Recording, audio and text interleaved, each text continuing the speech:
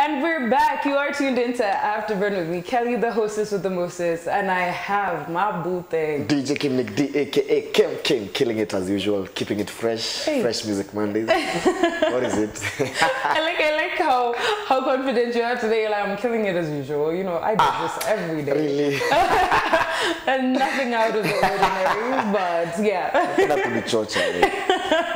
Guys, we're still in studio with a very inspiring Maryben. And now we've gotten to the point where you said this was your turning point. Yes. Yes. So that day you had gone for that cafe lunch of yours. Yes. Actually, I'd left home. I checked online. I saw this event in Westlands, so I registered for it. I had only 100 bob, so I took 50 bob because I don't stay far from Westlands, so I went. Apparently, when I got there was no food. So yeah, you can imagine. I felt so bad. Yeah. There was water in the dispenser, and I think I was the oldest in that group. Yeah. And Mr. Eric, he was talking about digital marketing. He was teaching us a lot of ways to make money. And I was very concentrated. I was the only person concentrating because I kept on looking at the other guys. They were just there. After that, I went and approached him and I said, you know what? This is my company profile. This is what I do. But it's not working. And I'm about to close the company, but probably you can give me an advice. So he looked at it and asked me, why are you doing a lot of things? And I told him, I didn't have any direction. So this is what I was told I can do, or rather what I thought I could do. So he went through the whole profile and then he gave me an assignment. He said, in everything you've written, I want you to choose one thing that you can do. Whether you don't have employees, you were called early in the morning to do something and you can do it, I want you to choose one thing. At that time, the pest control service or cleaning was not in that profile. It was on the last page as a partnership with now my previous company. So I told him, I can do pest control. He asked me, can you wake up in the morning and go do it? I said, yes. Can you carry the pump and do it? Yes. So he said, I want us to do a rebrand for it. Are you ready? And I told him, yeah, I'm ready. And that's how now I met my current mentor. He's called Eric Sereti. Anytime I get a chance to talk, I honor that man. Trust you me, because he saw what nobody else saw in me, not even what my family saw in me, because you know your family will always want the best for you and they'll want you to get a job and you know their version of success. But yes, he looked at me and he said, now we're going to do it. And we started rebranding. I started reading more on pest control. I started finding what to do, how to go about it. I went to pest control board. I registered it. And trust you me, by December 2019, we got our first client.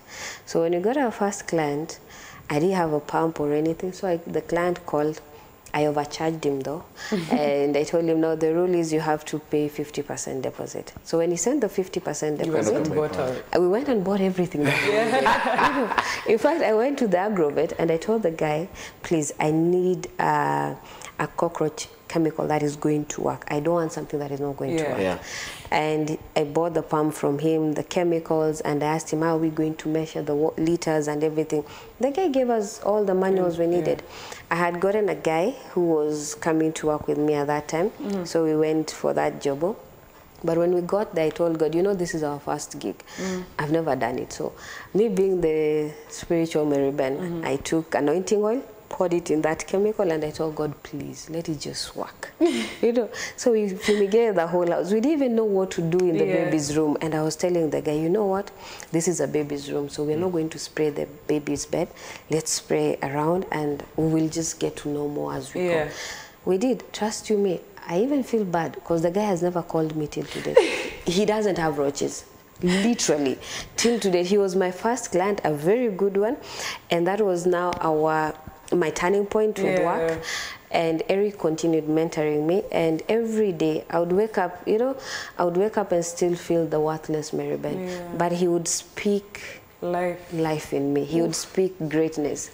And now my friend Andrew registered me for counseling. I started going to counseling in Nairobi West. My counselor used to make fun of me. I would tell him the way I'm ugly, the way nothing seems to work. So he'd look at me and just laugh. He'd ask me, you're ugly? Career would literally laugh. And it started breaking the ice in me, seeing myself to be ugly. And come 2020, I sat down and I had to reflect about what I went through. And I realized not every pain you go through is meant to destroy you. Some pains are meant to redirect your footstep. And I told myself I was pregnant, and this is how I felt. Yeah. And the world literally judged me wrongly, because I got pregnant out of love. Yeah. And it wasn't out of any other thing. And I asked myself, how many ladies out here, they got pregnant, but the society is literally stigmatizing them. Of course. Everyone is looking down at them. Churches are mocking them. Schools are throwing stones at them. And I told myself, there are those who got pregnant in school. They were not able to clear or rather finish school. Yeah. So what am I going to do? I'll be employing just the young single mothers. Wow. And I asked myself again, I was depressed. Why? Because of my financial status. Number one thing was my financial status. And I was like, a lot of people are depressed because of their financial status. So what am I going to do about it?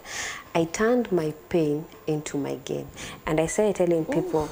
Say that again? Yes, I turned my pain into my gain. Yes. Yeah. I started telling people I kill for a living, that is killing pests, and I clean hearts for a living, that is working with single mothers, and also working with people who are mentally depressed.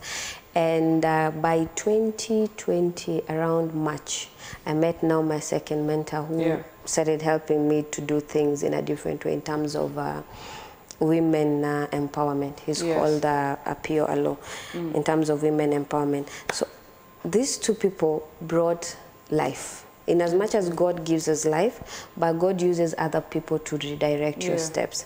So we started now rebranding now CEOGreeneseal to be known for cleaning and pest control. I started rebranding myself for mental health and women empowerment. And someone noticed it in 2020 on LinkedIn. On the road to top 40. Yes, actually, I didn't even know I would get to top 40 under 40. Someone noticed it in on LinkedIn, what I was doing, and I was nominated for top 35 under 35 Kenya. Out of 2,400, I emerged one of the winners. We were two, a guy and a lady. I emerged top 35 under 35 hospitality category. And that is one, when I got the award, it changed my mindset. Yeah. I started looking at myself as a winner and not as a failure. Oof. You know, when you're doing things, when you've gone through suicidal attempts, mental breakdown, it's a struggle. Let me not lie to you. It takes even years to just heal and accept yourself. Because I would look at my company and I'm like, nah, we're not going anywhere. But when I won that award and I looked at those single mothers... This is the one you're talking about? Actually, this is top 40. That's top 40. That's now top 35. Okay. So when I got the top 35, I felt like this is life for me. And I continued now reaching out to the single mothers. I continued reaching out to people who were mentally depressed. Then mid-2021, someone nominated me for the Rising Award, Women Rising Award, Women on Board. Thank you. Someone nominated me under Women on Board. They were having their nominations, and I was the second runners-up, a rising star under Women on Board. And I think that wasn't enough. Last year, someone nominated me for the top 40 under 40 Africa. When I saw it's top 40 under 40 Africa, I knew I'm not gonna get this now, because this is Africa, for heaven's sake. This is major. I can imagine being on the platform with Bobby Wine, Tosiv, and Robert Agufana, and I'm like, no, this is no way. There's no way. So our nominations actually went through very well. I was looking at that profile and I'm like, God, this is Maryben. It took me back to 2019 when I remember they told me God will make you great, and I was like, no. So during our award ceremony that happened last week, Saturday, in Ghana, I never thought that I would get to an international platform. Being that, you know, you consider yourself stupid. You consider yourself, you're just doing it here for fun. And here I was awarded for the top 40 under 40 honorary award, Women Empowerment. To you? What does this symbolize for you? I was torn in between moving to women empowerment fully and still running the cleaning company. And I told God, just give me a sign. I just need a sign to know what I need to do. And I realized when I won this, and women empowerment. It has actually redirected my steps. I want to move fully now to women mental health under women. Young single mothers, because you know mental health is broad. There's mental health in schools, in offices, so I want to just do mental health under young single mothers. I want to tell them that no matter how much you look at yourself, you are capable of doing great things. And I like associating myself with two groups, the average people, or rather the last people, and people we consider as useless in the society. Why? When I was in school, I used to be among the bottom 10, you know. I'm always there. And right now, reaching at international level, it reminds me to tell the students out there, no matter how bad it is in school, trust you me, you will still make it out there. You will literally make it. And another thing I would like to tell people in business, you see, there are two categories. There's an entrepreneur and a business person. These two are different. It's just that I've noticed in Kenya is where everyone calls themselves an entrepreneur. An entrepreneur is a market leader, while a business person is a market player. Meaning, you see, there are a lot of butcheries around. There are a lot of hotels. Those are business people. Entrepreneurs is someone who comes into the business sector, or rather comes into that industry and transforms it, does something uniquely. But one way to succeed in your business is to mix, or rather to be able to align your passion, your purpose, and your dream. Say that again. Yeah, in order to succeed, in order to succeed in business or entrepreneurship, you need to align your purpose, your vision, and your dream. If you're able to align the three, trust you me, no matter how long it takes, you'll literally break the barrier. Because a lot of people wake up in the morning and they see you succeed probably in modeling. And then I look at you and I say, I want to be a model. It's not my dream. It's not my passion. It's not even my purpose. I want to do it because you're doing it. I see DJ Kim being a DJ, and he's making all that money. And I'm like, damn, I want to be a DJ. You wake up in the morning and you go, you start practicing to be a DJ. 2 years down the line, literally you're messed up. You're off the market because it's not what you want to do. It's not in you. It's not in you. And I like telling business people, in as much as you become an entrepreneur or a business person, look back in your society, what can you do different? It's not all about us.